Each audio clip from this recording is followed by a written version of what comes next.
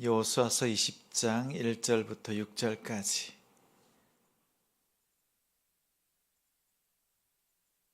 한 절씩 교독하겠습니다.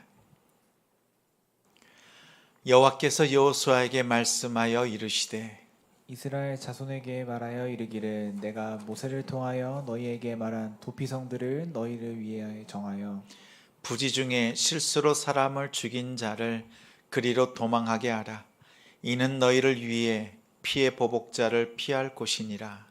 이 성읍들 중에 하나에 도피하는 자는 그 성읍에 들어가는 문 어귀에 서서 그 성읍의 장로들의 귀에 자기의 사건을 말할 것이요 그들은 그를 성읍에 받아들여 한 곳을 주어 자기들 중에 거주하게 하고 피의 보복자가 그의 뒤를 따라온다 할지라도 그들은 그 살인자를 그의 손에 내주지 말지니 이는 본래 미워함이 없이 부지 중에 그의 이웃을 죽였음이라. 그 살인자는 회중 앞에 서서 재판을 받기까지 또는 그 당시 대제사장이 죽기까지 그 성읍에 거주하다가 그 후에 그 살인자는 그 성읍 곧 자기가 도망하여 나온 자기 성읍 자기 집으로 돌아갈지니라 하라 하시니라. 아멘.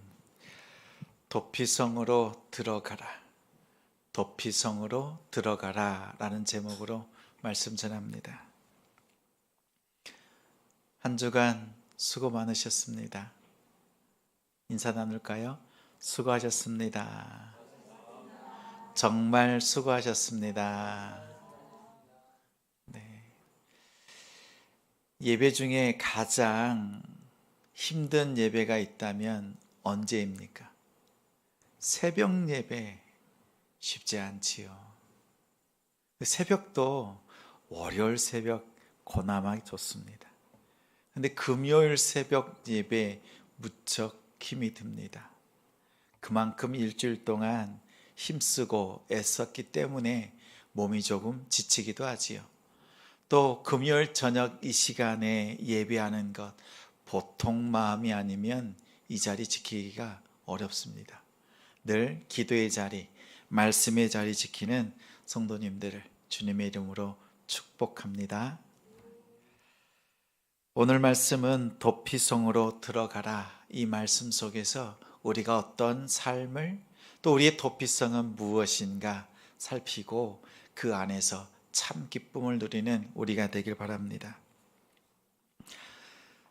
한 나라를 세우려면 세 가지가 있어야 합니다. 뭐가 있어야 합니까?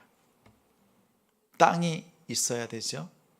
또 국민, 백성이 있어야 합니다. 그리고 뭐가 있어야 돼요? 땅과 백성이 있고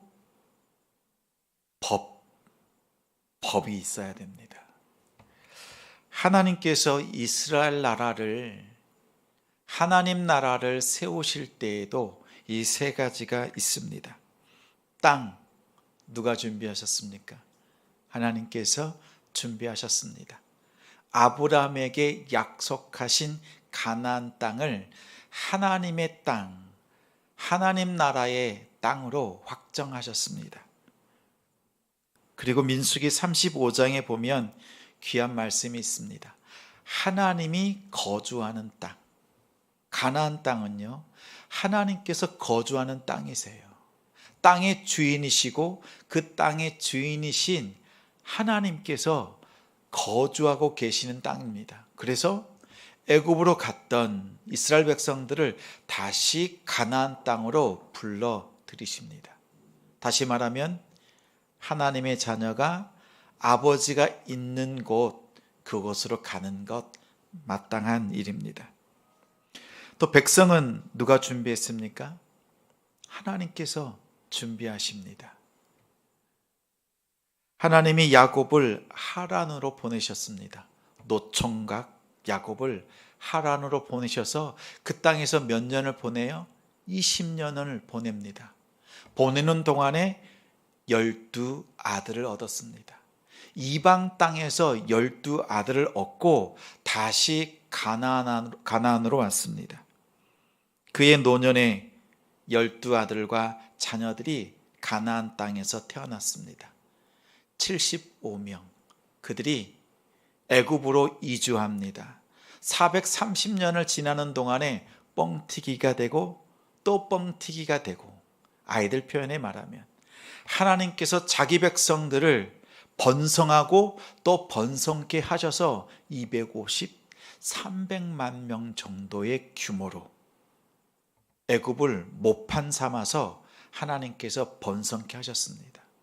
그 백성도 하나님께서 준비하셨죠. 그럼 법은 누가 준비합니까? 법도 하나님께서 준비하셨습니다. 가나안으로 가는, 출애굽해서 가나안으로 가는 광야 40년 동안 하나님께서 법을 주십니다. 대표적인 법이 십계명이죠. 십계명 안에는 두 가지의 핵심 주제가 있습니다. 하나님 사랑, 이웃 사랑. 법은 어떤 역할을 하지요? 대부분의 상호 간의 이익을 보장하고 법을 지킨 사람 보호하고 법을 어긴 사람 벌을 내립니다. 법은 사실 이익을 보호하기보다는 관계를 위해서 주셨습니다.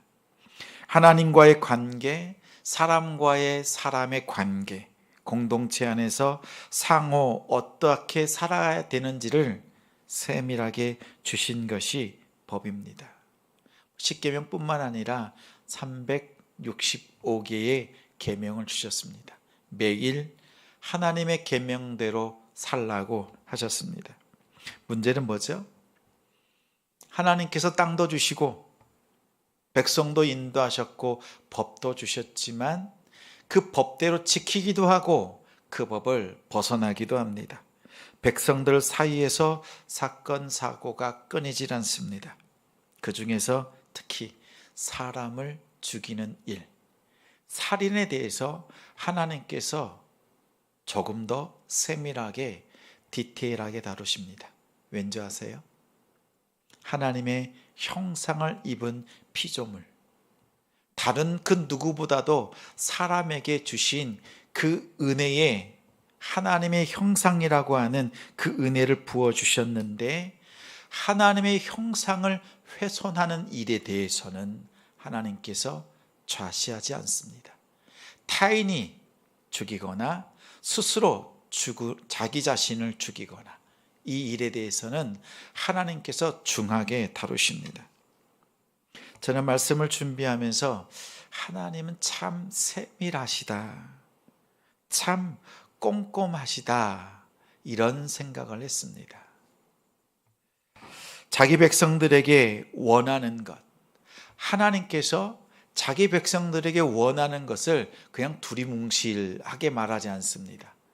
분명한 어조로 또박또박 말씀하십니다. 어느 것 하나 허투루 말씀하지 않았습니다.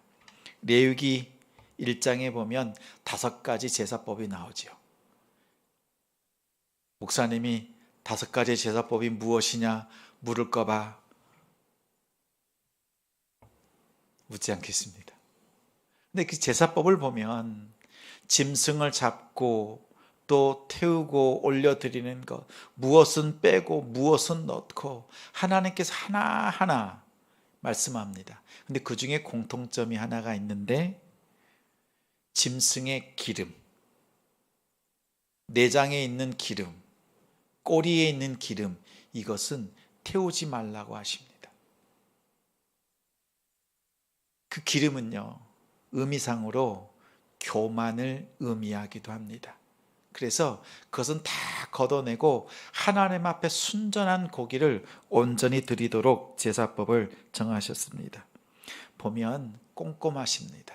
세밀하십니다. 하나님의 율법에는 하나님의 디테일이 담겨 있습니다. 오늘 이 시간 하나님 앞에 기도하는 우리의 기도는 어떻습니까? 하나님 잘 되게 해주세요. 복 받게 해주세요. 이 기도보다 구체적으로 하나님의 영광을 위해서 내게 복을 주시고 하나님의 뜻을 이루기 위해서 권능을 주시고 은사를 주시고 또한 동력자들을 이렇게 저렇게 붙여 주옵소서. 또 하나님의 뜻을 이루기 위해서 하나님이 주시는 그 비전을 이루기 위해서 여러분의 기도를 구체적으로 하십시오. 하나님께서 구체적으로 간섭하시고 함께 하실 줄 믿습니다. 하나님의 율법이 디테일한 만큼 우리의 기도도 자세하게 구체적으로 드릴 수 있는 우리가 되기를 바랍니다. 오늘 말씀 1, 2절 말씀을 함께 읽겠습니다. 여호와께서 여호수아에게 말씀하여 이르시되 이스라엘 자손에게 말하여 이르기를 내가 모세를 통하여 너에게 말한 도피성들을 너희를 위해 정하여. 도피성 제도는 광야를 지날 동안에 모세에게 주셨던 말씀입니다. 민수기 35장, 신명기 4장, 신명기 19장에 말씀해 주셨고 이 도피성 제도가 실행된 것이 오늘 본문 말씀입니다. 여호수아 때에 20장에 이르러서야 도피성 6개를 세웁니다. 요단강을 중심으로 동쪽에 3개, 또 서쪽에 3개, 총 6개를 세웁니다.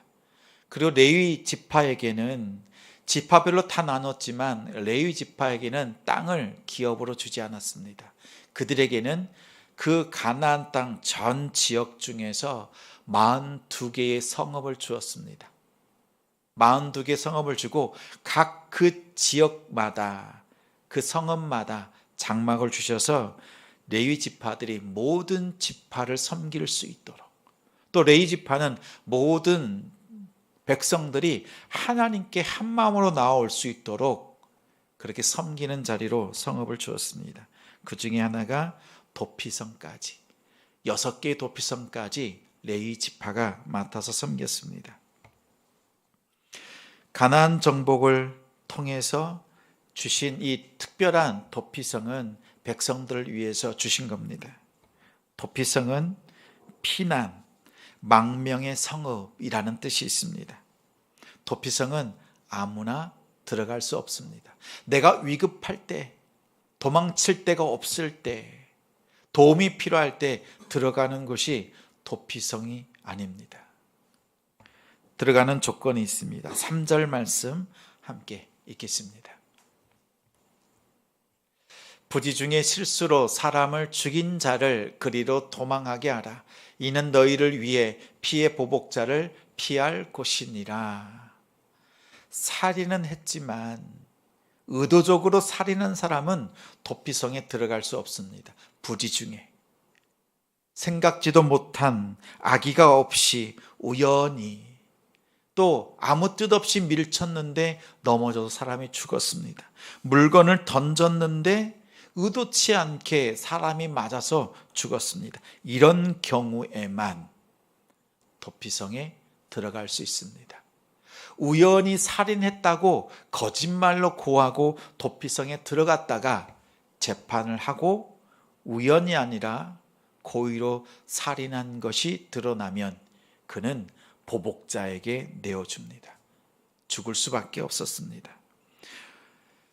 우연히 살인한 사람이라 하더라도 이런 경우에는 보복을 당하는데 고의로 했든지 고의로 하지 않았든지 죽은 사람의 가족이나 친족에 의해서 보복 살인을 당할 수도 있었습니다. 그 보복을 하는 사람을 피의 복수자 이렇게 부릅니다. 히브리어로는 고엘이라고 합니다. 고엘은 책임을 지는 사람, 또 기업을 물려주는 사람, 또 구원자 이런 뜻이 있습니다. 룻기에 보면 나오미와 룻의 고엘, 책임을 지는 사람이 누구였죠? 보아스. 보아스가 기업 물르는 자가 되었습니다. 이처럼 또 원수까지 갚는 역할을 그 기업 모르는 사람이 담당을 했습니다. 도피성에 들어가려면 부지 중에 살인죄를 지은 사람이 도피성에 들어갈 수 있습니다. 도피성을 여는 열쇠, 방법이 있습니다. 4절 말씀 함께 읽겠습니다.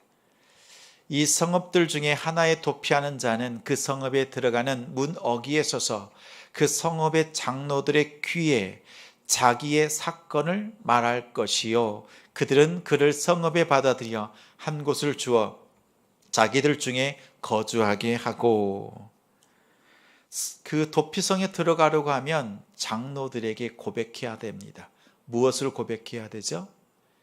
제가 사람을 부지 중에 우연히 죽였습니다. 저는 죄인입니다. 이 고백을 해야만 도피성의 성문이 열렸습니다. 자신의 죄를 인정하지 않으면 도피성에 들어갈 수 없습니다.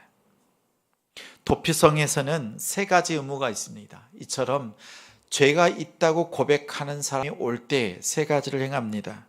4절부터 5절 함께 읽습니다. 이 성읍들의 중에 하나에 도피하는 자는 그 성읍에 들어가는 문 어귀에 서서 그 성읍의 장로들의 귀에 자기의 사건을 말할 것이요 그들은 그를 성읍에 받아들여 한 곳을 주어 자기들 중에 거주하게 하고 피해 보복자가 그의 뒤를 따라온다 할지라도 그들은 그 살인자를 그의 손에 내주지 말지니 이는 본래 미워함이 없이 부지 중에 그의 이웃을 죽였음이라. 4절과 5절에 보면 세 가지를 행합니다. 도피성에 있는 레위 지파 사람들이 또 도피성에 거하고 있는 사람들이 세 가지를 하는데 도피자가 오면 무조건 환영합니다. 그 사람이 어떠한 형편에 있든지 간에 어떤 상황 가운데 있든지 그를 맞아들입니다. 두 번째는 그 사람이 들어와서 거주할 장소를 마련해 줍니다. 그를 위해서 자신의 집을, 자신의 것들을 내어주면서 헌신합니다. 또 보복자가 찾아왔을 때 내어주지 않고 끝까지 보호해야 되는 책임이 도피성에 있습니다. 무조건 영접하는 것, 환영해야 합니다. 두 번째는 거주할 곳을 내주어야 됩니다. 그 사람을 위해서 헌신하는 것, 또 보복자로부터 보호하는 것. 이 세 가지가 도피성의 역할입니다. 그런 의무가 있습니다. 그러면 이런 세 가지 의무를 통해서 나타나는 결과가 있는데 먼저는 이 성에 들어온 사람은 사면, 죄 사함의 은혜를 누립니다. 다시 말하면 용서받습니다. 살인죄라도 용서받았습니다. 두 번째는 우발적인 살인이었지만 온전한 자유를 누리지는 못했습니다. 우리가 코로나 시대를 지나갈 때 어떻게 했어요? 확진이 되면 집에 격리되었죠. 집이 아니라 안방 가장 깊은 곳에 격리해 보셨고 격리 당해 보셨죠. 3일 동안 끙끙 앓으면서 격리를 당했습니다. 근데 4일째 되는 날 해제가 되었습니다. 갑작스럽게 해제가 되었습니다. 아내와 딸이 확진이 되었습니다. 그러자 저는 자유를 얻었습니다. 끝까지 확진되지 않았던 아들이 반대로 감금당했습니다. 코로나 때와는 더 다른 모습입니다. 대제사장이 죽을 때까지 도피성에 살아야 했습니다.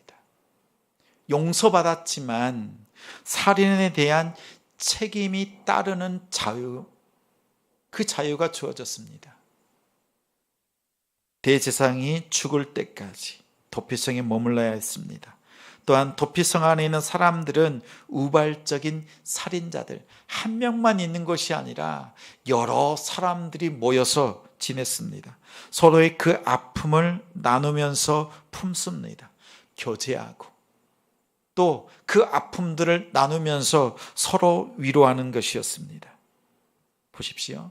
도피성 안에 들어가면 세 가지를 누립니다. 용서받습니다.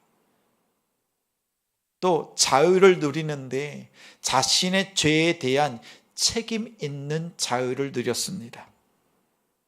세 번째는 교제와 나눔을 통해서 하나님의 자녀, 하나님의 백성으로 회복되어지는 것이 도피성이었습니다. 도피성은 누구든지 환영하고 그를 위해서 헌신하고 보호하는 의무를 다했습니다. 누구든지 도피성에 들어가면 용서받고 누구든지 책임 있는 자유를 누렸습니다. 누구든지 교제와 나눔을 통해서 다시 온전한 하나님의 백성으로 회복되는 곳이 도피성이었습니다. 이러한 도피성이 두 가지가 있습니다. 두 가지. 먼저는 보이지 않는 도피성입니다. 눈으로 볼 수가 없는 도피성. 누굽니까? 예수 그리스도입니다. 도피성이 되려면 세 가지 의무와 세 가지 좋은 결과가 있어야 됩니다. 다시 한번 제가 말씀드리겠습니다. 환영하고 누구든지 환영합니다. 또 그를 위해서 헌신합니다. 그를 보호합니다. 끝까지. 또 도피성 안에 가면 누구든지 용서받고 죄에 대하여서 자유함을 누립니다. 또 교제와 나눔을 합니다. 이 6가지 특징이 있는 것이 도피성입니다. 근데 예수님 안에 이 6가지가 고스란히 다 담겨 있습니다. 예수님은 누구라도 환영합니다. 그 어떤 사람이라도 그를 위해서 십자가에서 자신의 몸을 내어주시고 헌신하셨고, 자기 사람 끝까지 사랑하시고 그를 구원하시기를 기뻐하시는 분입니다. 끝까지 보호합니다. 누구든지 용서받습니다. 누구든지 예수님 때문에 죄사함의 자유를 누립니다. 누구든지 그리스도 안에서 하나 되면 교제와 나눔을 통해서 하나님의 자녀임을 깨닫고 그 은혜 속에서 살아갑니다. 그런 면에서 예수님이 진정한 도피성이 됩니다. 우리 성도들이 예수 그리스도 안에서 이 6가지를 누리기를 소망합니다. 이 6가지를 통해서 하나님의 자녀임을 깨닫고 하나님의 자녀로 다시 죄 가운데서 용서받고, 죄 가운데 있었지만 이제 하나님께서 주시는 그 의로운 삶, 죄인이지만 의인으로 살아가는 하나님의 자녀들이 됩니다. 저는 기도합니다. 우리 성도들이 예수 그리스도라고 하는 도피성에 쑥 온전히 들어가길 바랍니다. 도피성 경계에서 들어갔다가 나갔다가 근데 말씀하지요, 도피성 바깥에서는요 보복자가 와서 그를 죽여도 죄를 묻지 않습니다. 죽을 수밖에 없습니다. 예수님 안에 들어갔다가 나갔다가 하는 성도가 아니라 온전히 예수 그리스도 도피성 안에 온전히 거하는 우리 성도들이 되길 바랍니다. 정말 한 영혼도 잃어버리지 않는 그러한 우리 성도들이 되기를 소망합니다. 근데 말씀에 보면 우리 6절 말씀 함께 읽겠습니다. 6절. 그 살인자는 회중 앞에 서서 재판을 받기까지 또는 그 당시 대제사장이 죽기까지 그 성읍에 거주하다가 그 후에 그의 살인자는 그 성읍 곧 자기가 도망하여 나온 자기 성읍 자기 집으로 돌아갈지니라 하라 하시니라. 도피성에서 평생 지내야 합니다. 그런데 이 도피성을 떠나서 자기 고향, 자기 집으로 갈 수 있는 기회가 한 번 있습니다. 이스라엘의 대제사장이 죽으면 갇혀 있었던 도피성을 떠나서 자기 집, 자기 가족, 형제들에게로 돌아갈 수 있습니다. 하나님께서 이 제도를 마련하셨습니다. 우리의 대제사장은 누구십니까? 대제사장이신 예수님께서 십자가의 죽으심을 통해서 인류의 모든 사람이 죄에 대해서 자유함 받고 고향으로 돌아갑니다. 예수님께서 대제사장으로서 죽으시는 이유가 여기에 있습니다. 대제사장의 죽음은 죄 지은 살인한 자들, 도피성에 피한 하나님의 백성들의 모든 죄를 대신 지고 죽으시는 피 흘림, 속죄의 의미가 담겨 있습니다. 대제사장 예수 그리스도의 죽음을 통해서 우리의 모든 죄가 사면되었습니다. 이 사실을 깨닫고 그 기쁨 속에서 살아가는 우리 성도들이 되시기를 바랍니다.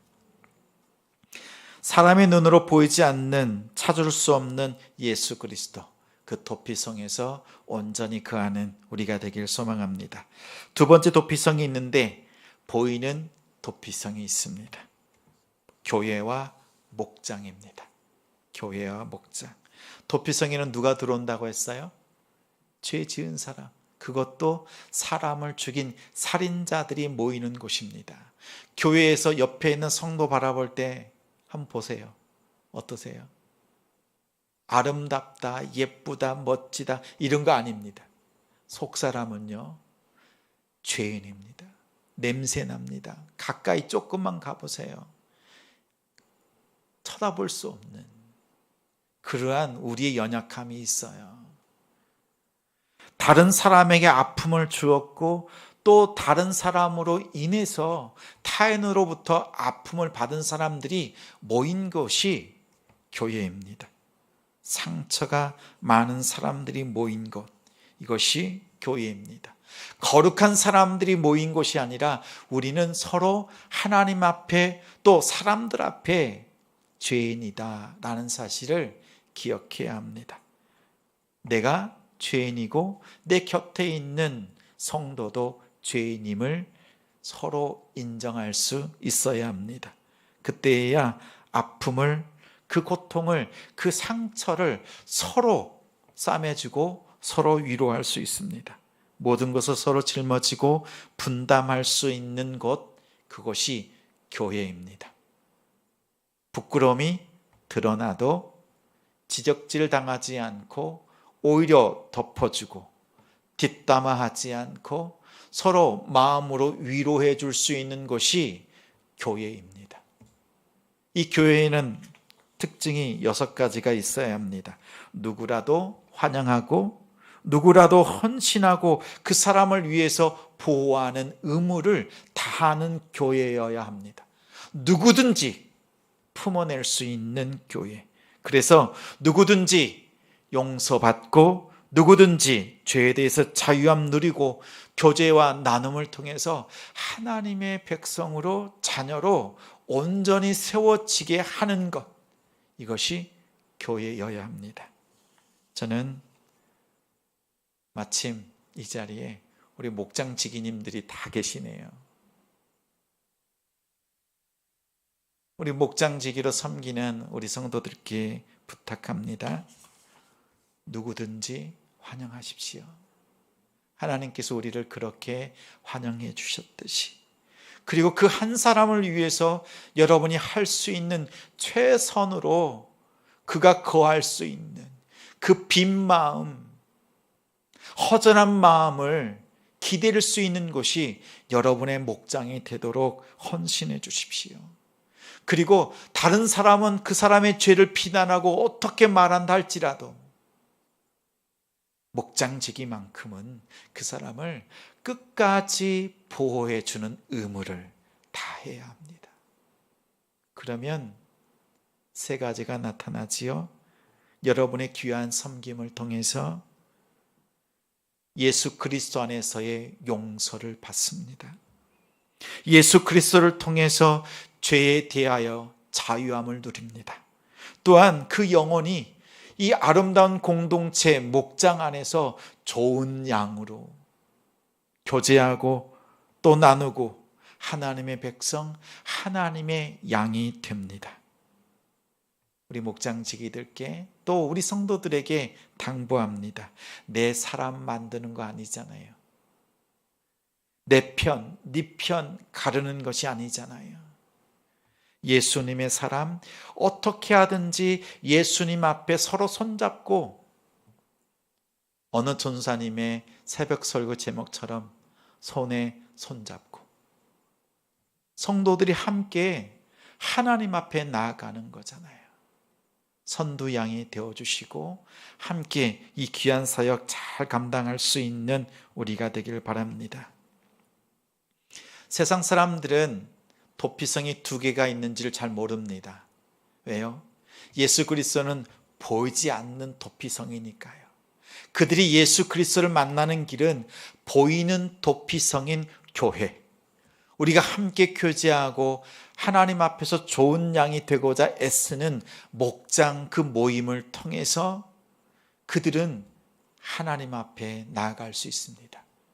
여러분의 귀한 섬김이 이토록 중요합니다.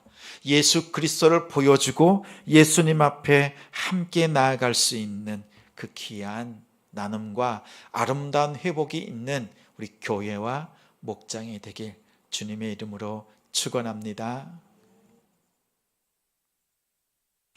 말씀을 기억하며 함께 찬양 드리겠습니다. 나의